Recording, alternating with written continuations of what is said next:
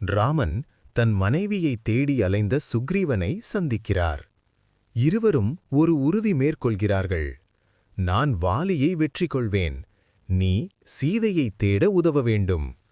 இதற்காக சுக்ரீவன் வாலியை சண்டைக்கு அழைக்கிறான். கடுமையான போராட்டம் தொடங்குகிறது. இருவரின் உருவ ஒற்றுமை ராமரை நிலை தடுமாற வைக்கிறது. பின்னர் ராமர் மலர் மாலை சுக்ரீவன் கழுத்தில் அணிவிக்கிறார். இப்போது போய் சண்டை செய் என அனுப்புகிறார். சண்டை தொடர்கிறது. வாலியின் வலிமை அளவிட முடியாதது. சுக்ரீவன் பலவீனமடைகிறான். அந்த தருணத்தில் மரத்தின் பின்னால் மறைந்து இருந்த ராமன் தனது வில்லில் அம்பை எய்துகிறார். அந்த அம்பு நேராக வாலியை தாக்கி அவனை தரையில் வீழ்த்துகிறது. இறக்கும் முன் வாலி கேட்கிறான், ராமா, நீ தர்மவான் என்று சொல்லப்படுகிறாய், ஆனால் ஏன் என்னை நேராக எதிர்த்து போராடாமல் மறைந்து இருந்து கொன்றாய்? அதற்கு ராமன் அமைதியாக பதிலளிக்கிறார், நீ தம்பியின் மனைவியை கைப்பற்றியது அதர்மம்.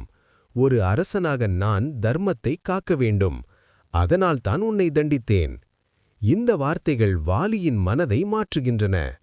அவன் தனது தவறை உணர்ந்து தனது மகன் அங்கதனை ராமனிடம் ஒப்படைக்கிறான். பிறகு அமைதியாக உயிர் விடுகிறான்.